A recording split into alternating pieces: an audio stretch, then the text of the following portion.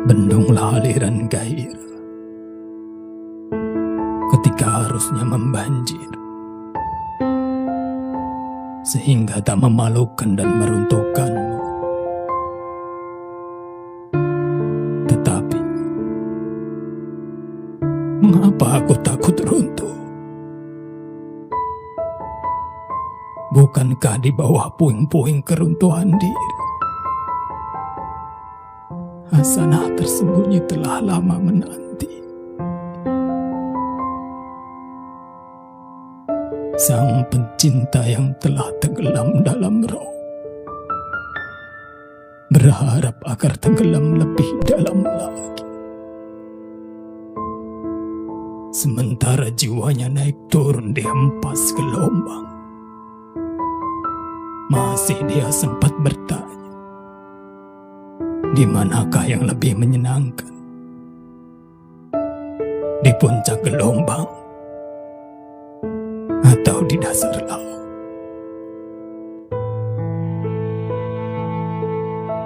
Wahai kalbu, kau akan pecah berkeping-keping oleh prasangka buruk jika masih mengenali perbedaan rasa bahagia dan sengsara. Walaupun kehendakmu terasa manis, bukankah sang kekasih menghendakimu tanpa kehendak?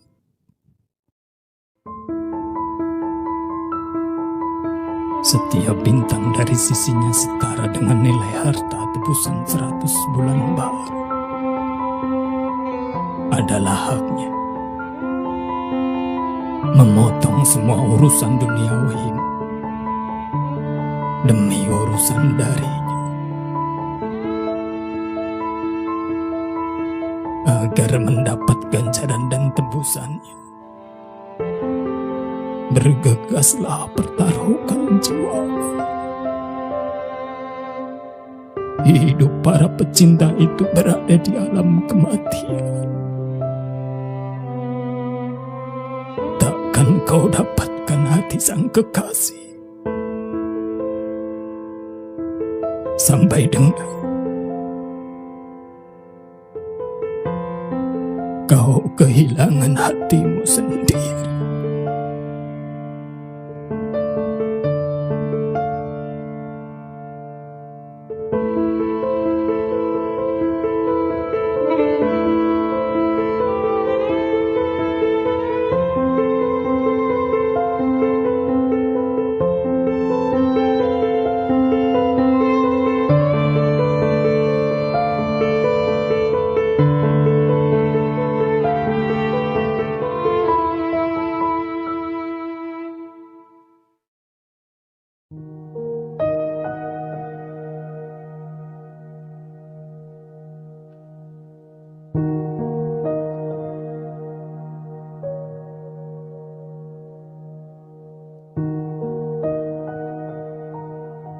Ketika Al-Quran diturunkan,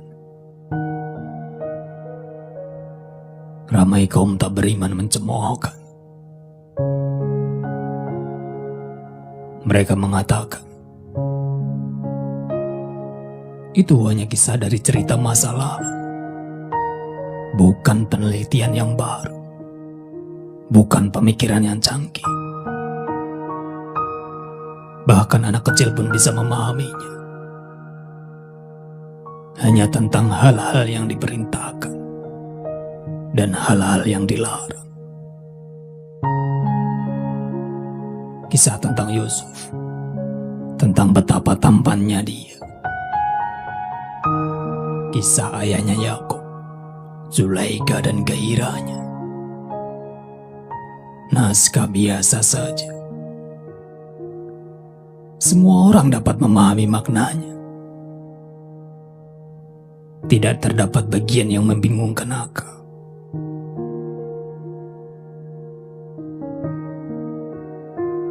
Dia berkata, jika menurutmu mudah, buatlah satu surat saja yang semisal dan semudah Al-Quran ini. Kerahkanlah jin, manusia, dan cerdik pandai di antaramu menandingi dengan satu ayat yang semisal.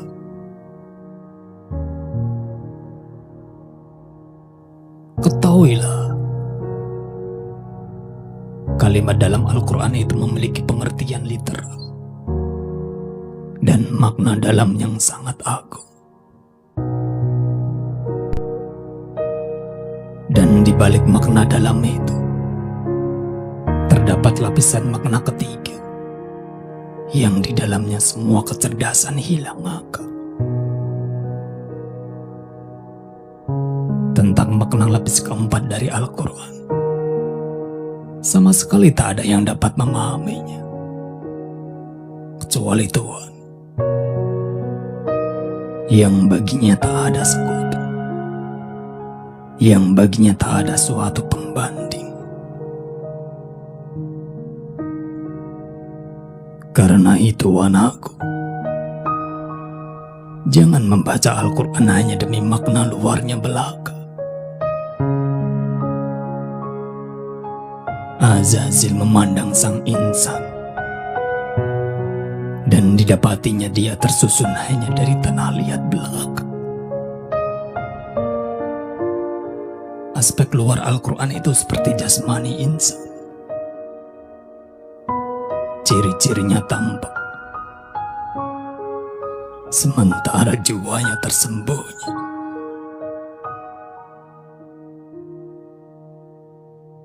Boleh saja kau tinggal bersama sanak saudaramu selama 100 tahun, tapi tak setipis rambut pun mereka pernah mengenal jiwamu.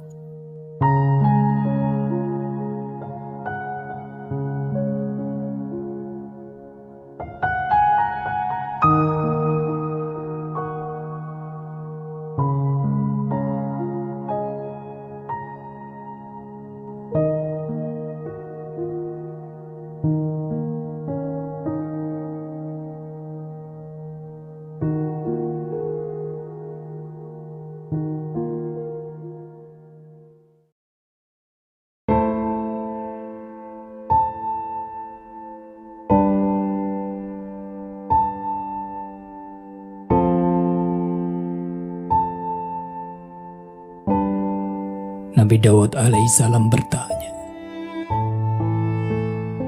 "Wahai Rob,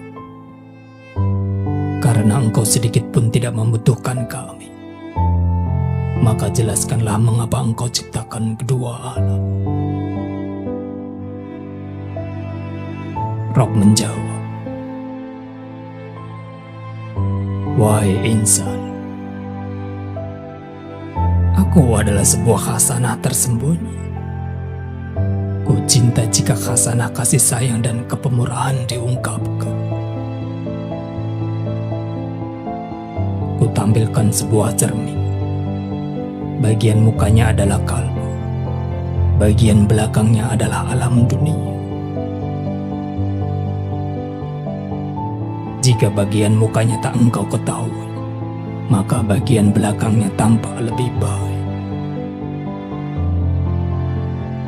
Jika jerami masih bercampur dengan tanah liat, bagaimana mungkin cermin dapat berfungsi?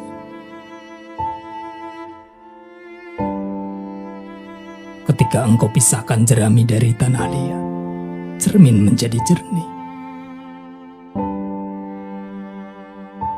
Buah anggur tidak berubah menjadi minuman seandainya tidak diragikan di dalam guci.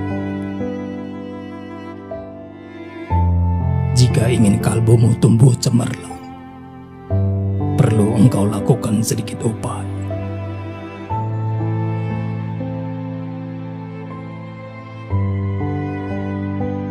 Kepada jiwa yang keluar dari tubuh, berkata sang raja, engkau datang sebagaimana engkau bertolak. Di manakah jejak-jejak kepemurahanku?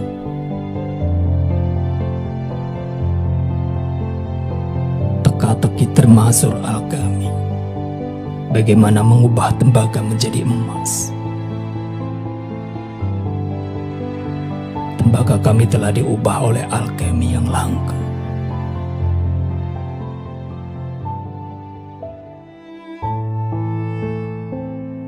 Dari kepemurahan Tuhan, matahari ini tidak inginkan mahkota atau jubah. Dia sudah menutupi kepala 100 lelaki gundul dan menyelimuti puluhan orang telanjang.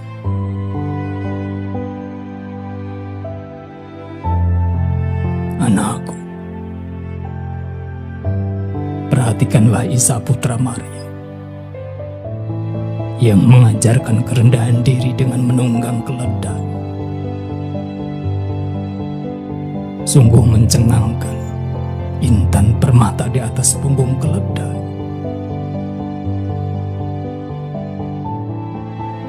Wahai roh, pimpinlah pencarian dan teruslah mengalir mencari bagaikan arus air.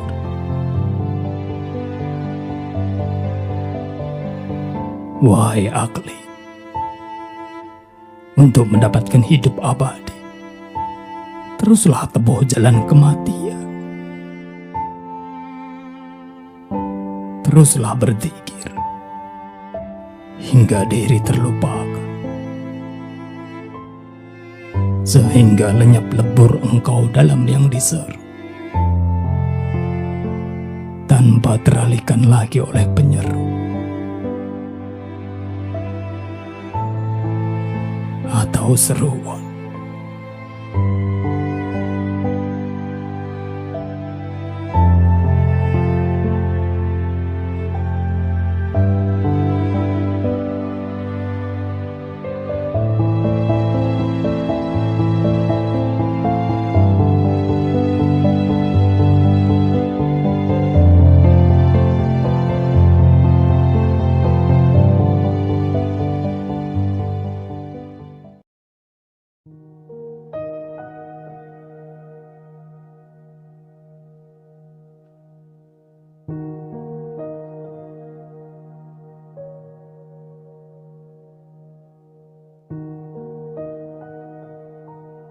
Setiap saat dari berbagai arah,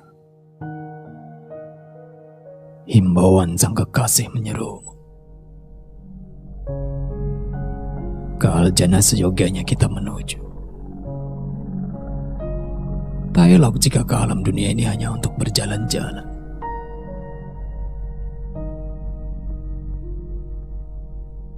Pernah kita di sana bersahabat dengan para malaikat. Karenanya wahai pejalan, mari kita kembali ke sana. Itulah tempat kita yang sebenarnya. Bahkan semestinya lebih tinggi daripada taman itu. Hakikinya insan sejati itu lebih tinggi daripada malaikat. Mengapa kedua alam ini tak segera kita lintasi saja? Tujuan kita adalah keagungan puncak. Sungguh berbeda sumbernya. Alam tanah liat ini dengan inti cahaya insan. Memang dulu kita telah diperintahkan turun. Kini mari kita bergegas naik. Mengapa berlama-lama di sini?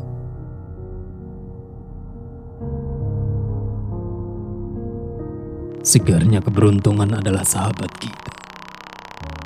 Berserah diri adalah keahlian kita. Pemandu kafilah kita adalah Mustafa, cintaan alam semesta. Manis harumnya hembusan ini bersumber dari ikal rambutnya. Jernihnya ilham ini bersumber dari pipinya yang bagaikan demi waktu tua. Karena kilau pipinya, rembulan terbelah, malu menatapnya. Sungguh beruntung rembulan itu menjadi sosok pengemis yang merendah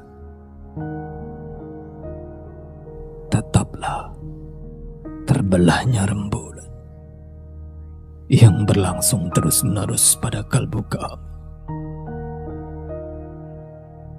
Itulah sebab turunnya penglihatan khusus tersebut ke Basiram.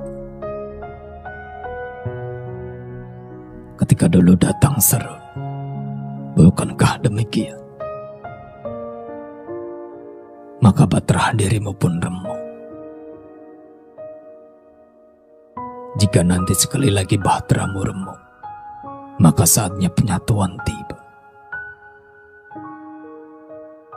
Insan itu bagaikan unggas laut, sumbernya dari laut. Laut jiwa muncul dari laut. Mengapakah elang sang raja menjadikan alam dunia ini rumahnya?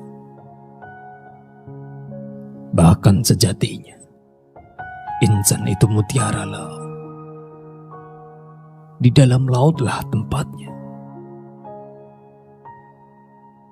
Itulah sebabnya gelombang demi gelombang menderu dari laut jiwa. Jelanglah saat dicapainya penyatuan. Jelanglah kecantikan yang abadi. Jelanglah anugerah dan kelimpahan yang bersumber dari samudera kemurnian.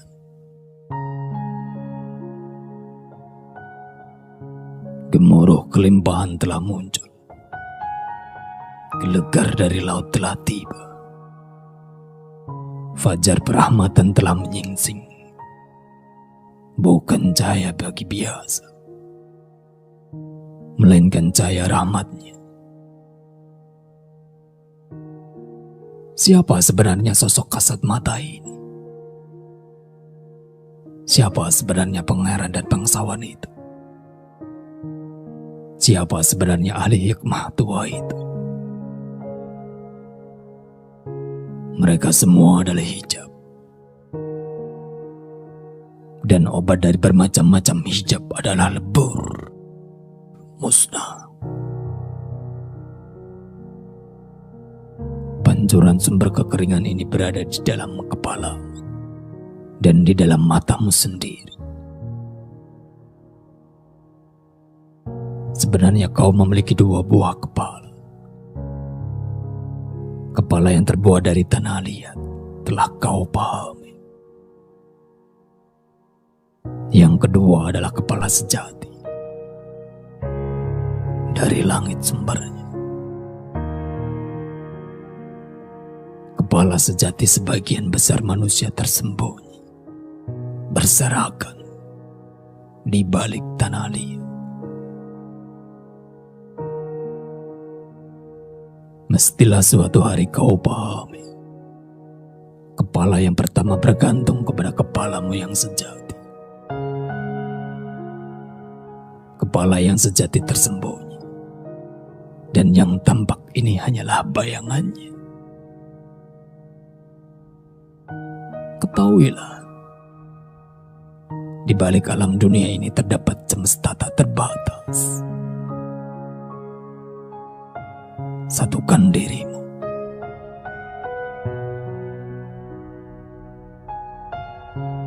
Wahai sang pembawa cawan, tuangkan anggur dari kendi kami. Jika tiba wahana pemahaman, maka semua ini jelas sekali bagimu. Dari arah Tabris bersinar cahaya hak. Dan aku berkata kepadanya, cahayamu itu menyatu dengan segala sesuatu.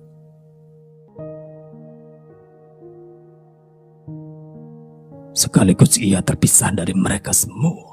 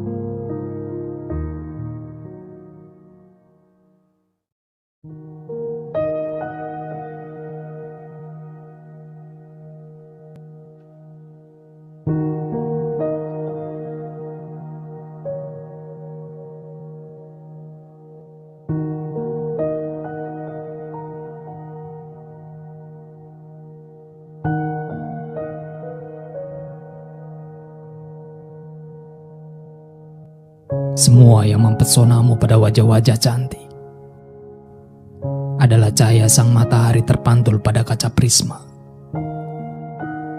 Beragam corak kaca membuat cahaya tampil beraneka warna.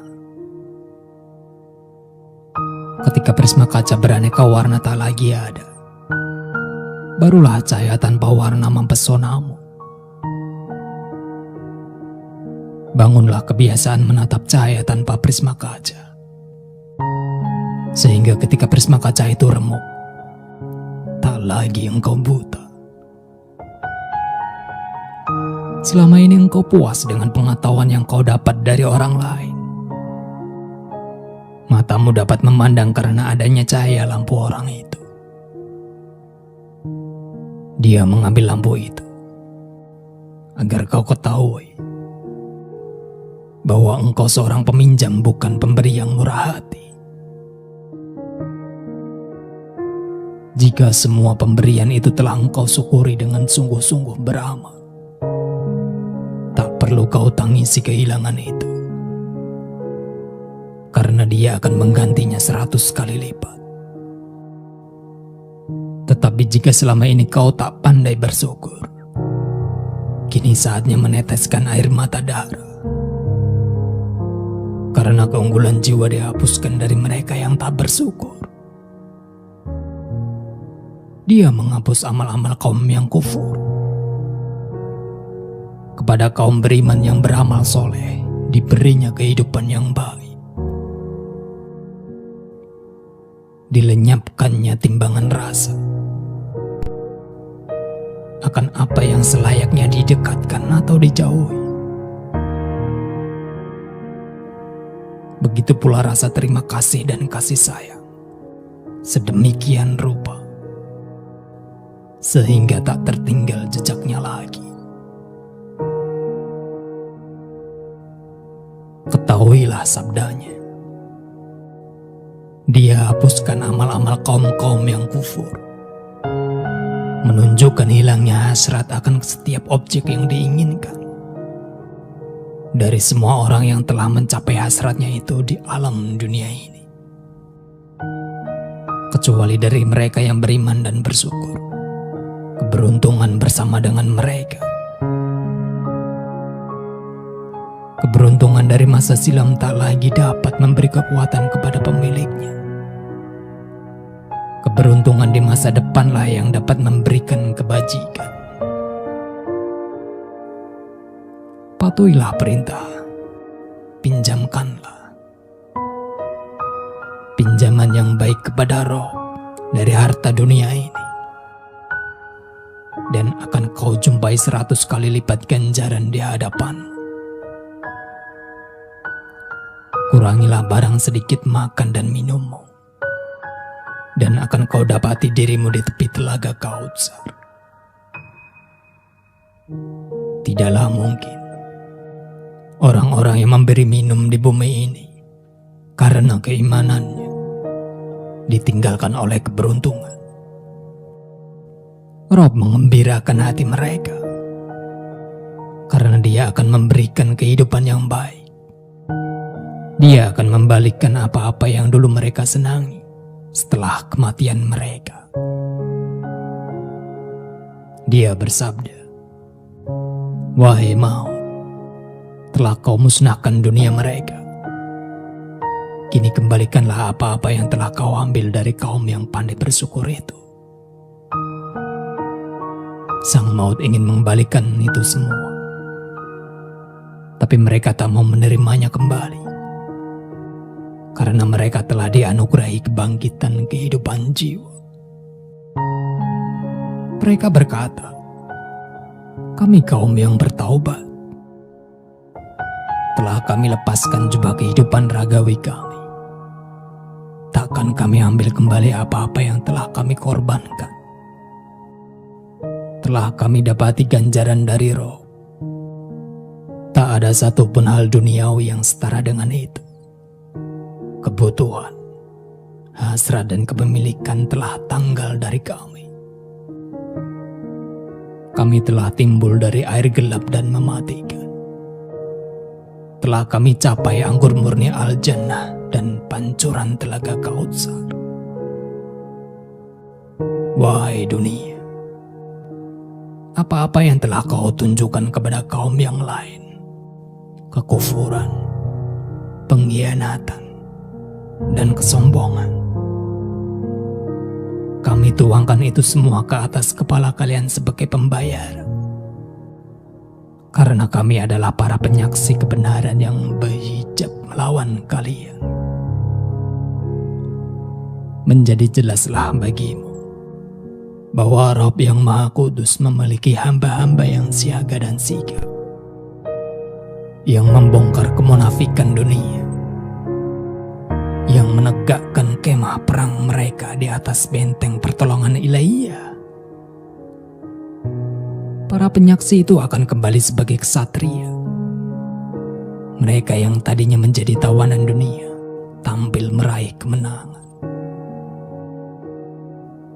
Tegak kepala mereka di semesta tak berwujud, seraya berkata, "Pandanglah kami, jika kalian tak buta sejak lahir, agar kau ketahui bahwa di semesta tak berwujud terdapat banyak matahari, yang jika dibandingkan dengan mereka, mataharimu di sini tak lebih dari satu bintang kecil." Ketahuilah sahabat, semesta berwujud ini disimpan dalam semesta tak berwujud. Sungguh mencengangkan bagaimana sesuatu itu disimpan dalam kebalikannya. Dia mengeluarkan yang hidup dari yang mati. Ketahuilah harapan dan penghambaan itu pada yang tak berwujud. Ketika menanam benih, gudang petani kosong.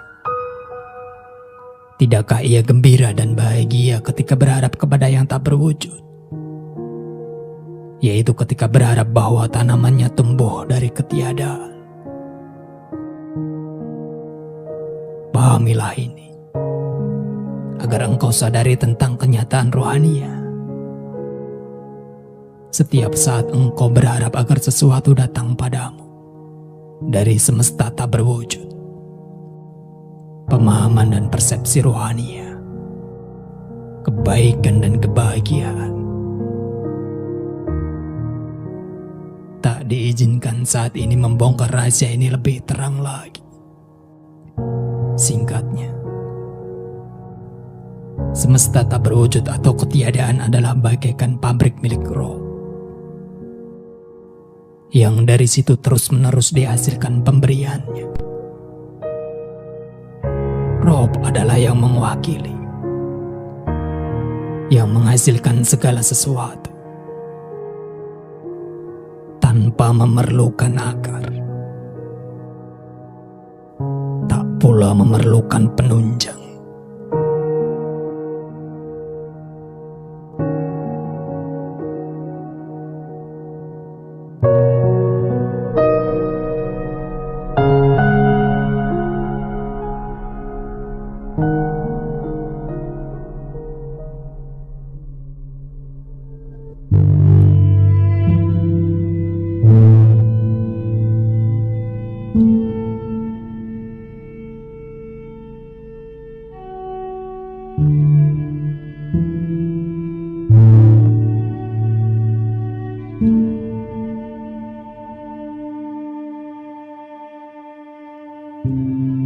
Barang siapa yang terpesona kepada kematian, dia bagaikan Yusuf yang memberikan jiwanya demi tebusan. Sebaliknya, yang menganggapnya bagaikan serigala akan berpaling dari penyelamatan. Anakku, kematian seseorang itu sesuai dengan sifat dirinya. Bagi musuh Tuhan, dia adalah musuh. Bagi waliullah, dia itu sahabat. Di mata orang Turkoman cermin tampak terang. Di mata orang Ethiopia cermin tampak gelap. Sesungguhnya ketakutanmu terhadap maut adalah ketakutanmu terhadap dirimu sendiri. Lihatlah dari siapa engkau sedang melarikan diri. Itu adalah keburukan darimu sendiri, bukan wajah sang maut.